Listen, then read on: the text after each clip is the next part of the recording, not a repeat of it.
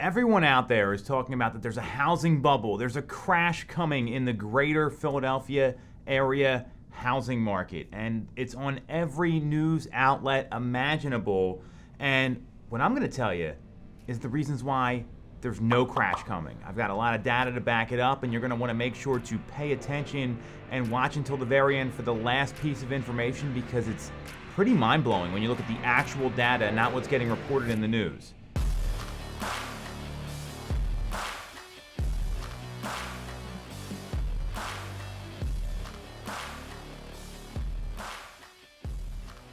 So before we get going here, make sure you subscribe to the channel, click the bell for notifications so you can stay in touch, because I get calls, emails, and text messages every day from people all over the country, as well as here in the greater Philadelphia area, that are looking to make real estate decisions, and we want to keep you informed about what's happening in the local marketplace. So the housing market is a constant topic in the news right now. There's obviously news of a recession coming. People are concerned about the uncertainty surrounding the economics in the U.S. and the greater Philadelphia area. And what I know is there's a lot of clear data points and clear pieces of information that are showing there's no crash coming in the housing market. So I'm going to break them down for you right now so you can have the most well-informed information, because again, we get calls, emails, and text messages all the time from people that want to move in the Philadelphia area. They want to move within the marketplace or from outside moving in here, and we want to make sure you're fully up to date. So the first reason that I know a housing crash is not coming is supply is just way too low right now.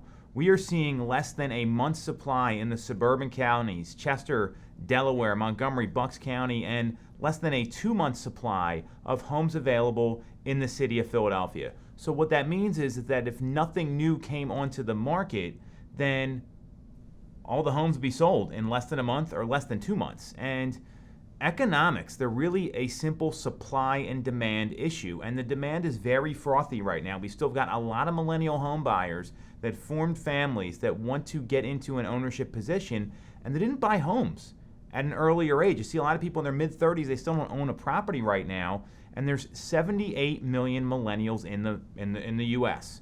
You figure some of them are going to get married, form households together. You're looking at 32 million buyers coming to the market, and we're still seeing very low inventory. So you've got all this demand and not enough supply, and that's just simple economics. When supply is low and demand is high, the market's going to continue on its current pace. Now, when demand starts to drop a little bit and supply is going to outweigh that, then we're going to see more of a bubble burst or housing crash coming. We're nowhere even close to that. The market is decelerating a little bit. We are seeing that there are homes selling with not as many offers as they used to. So that's something to be aware of, and it's really an opportunity for people that want to buy a property right now.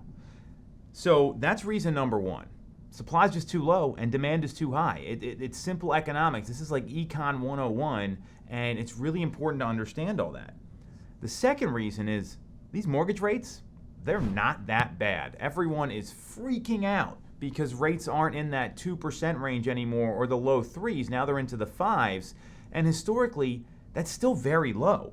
I mean, in the 80s, we saw interest rates in the teens. In the 90s, we saw high interest rates in the double digits. Even the early 2000s, we were looking at 6, 7%. Having a rate in the mid 5s is still pretty affordable. And when you look at what inflation's doing right now, the beginning of the year, inflation was pegged at 8.5%.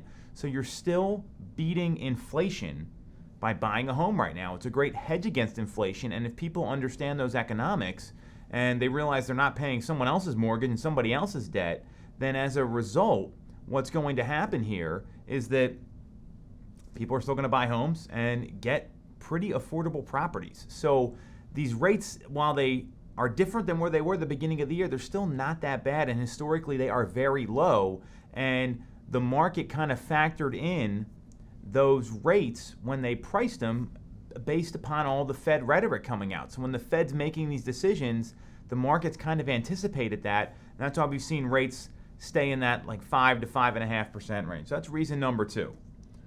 Reason number three, just because there may be a recession coming, there may be economic uncertainty, that doesn't mean a housing crash. And this is something a lot of people aren't aware of. And if you look at the last six recessions that we went through economically since 1980, and you take 2008 out of it, because 2008 was based on bad lending decisions, which we're going to get to. That's one of our reasons here I want to save until the end. In 2008, people had a lot of product risk with their mortgages. It was a very risky product. No doc loans. If you had a pulse, you were getting approved for a mortgage. And when that happens, it's an institutional failure, and it's based on bad lending decisions, not the health of the housing market. So you look at the last six recessions, you take 2008 out of that, home prices only went down once since 1980. That's over the past 40 some years. And they only went down 1.9%. So that would really indicate, based on historical trends, that we're not going to see prices drop, and we're not going to see the bubble burst or the housing market crash here in the greater Philadelphia area. The next reason number 4, is that affordability is reaching historic levels. And what I mean by that is, if you look at how affordable housing is right now and you draw a straight line where we are in 2022, it's back to those 2007, 2008 levels. So it's actually more affordable now because the rates have dropped so much. So it's causing people to be able to afford more. We know the value of the dollar is not the same as it was 10, 12, 14 years ago. So because of that affordability, it's cheaper to buy a home if you have the cash to put on a down payment than it is to rent a property right now. Rental rates are through the roof, and they are subject to inflation, subject to that 8.5% inflation rate. So we're seeing a better time to get something more affordable, and that's another reason why the housing market is not going to crash. Number 5, from our friends at Keeping Current Matters. They had a whole panel of experts come on that are paid to predict this stuff, right? People like Ivy Zelman, the Home Price Expectation Survey, NAR, Fannie Mae, Freddie Mac, CoreLogic. Google these people, you'll know who they are. All those people, they predicted anywhere from the most pessimistic people on the panel to the most optimistic people on the panel that in the next 4 years, by 2026, housing prices are going to be up anywhere from 10.3, which was the most pessimistic. The middle of the road people were predicting 26.8, and the most optimistic were predicting 46.5% appreciation over the next 4 years in terms of the housing market. That doesn't sound like the housing market's ready to burst. It doesn't sound like the crash is coming, and these are folks that are as well informed and study these trends just like everybody else. So that's reason number 5. Reason number 6. We're on to 2 hands here now because we got a lot of reasons why this market is not crashing. Reason number 6 is that if you look at the 7 people, the 7 experts, the 7 companies that predict housing prices that Keeping Current Matters tracks, and again, Home Price Expectation Survey, CoreLogic, Fannie Mae, Freddie Mac, NAR, Ivy Zelman, all these people, the average of the 7 predict 9% appreciation in 2022.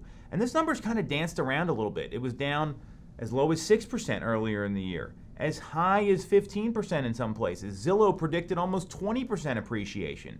No one here is predicting the market's going to go down because we've got that supply and demand issue, and affordability is so high. So all these factors are correlating with what the experts are predicting, and yet it's another indicator why we see that the market's not going to crash. So we got 2 more here, and the last one you're really going to want to pay attention to. So number 7 is that if you look at the number of foreclosures, a lot of people think foreclosures are going to be coming back, and I want to give you some actual data around foreclosures in the country. So through the first quarter in 2022, we saw 78,000 foreclosures in the U.S. In 2021, we saw 151,000 foreclosures in the U.S. Now remember, in 2008 and the post-2008 market, we saw literally millions of foreclosures. To give you the exact number, the number ranged from 1.3 million to 2.9 million from 2007 to 2014 in terms of foreclosures that were hitting the market. And when we talk about supply and demand, that creates more supply. Supply is not that great sometimes because foreclosures tend to be distressed properties. They're beat up. They need some work. There's an investment that needs to get made there. So if you look at that data alone, there's not this foreclosure wave happening because of bad lending decisions. And we've seen it over the past 2 years. I mean, 78,000 in the first quarter of 2022, and a lot of people are out of the forbearance programs that happened during the COVID-19 pandemic. So because of all these things, the foreclosures just aren't coming. And a lot of people think that's what's going to be happening, but based on the actual data, we know that's not going to be the case. Reason number 8, and this one is the one you really want to pay attention to, is that lending standards are much tougher in 2022 and over the past 5-10 years than they were during that 2008 crash. The 2008 crash, it scared a lot of people. I was working through it. It was not easy. People were very uncertain about what was going to happen because of all those bad lending decisions, all those banks failing, all those bailouts happening.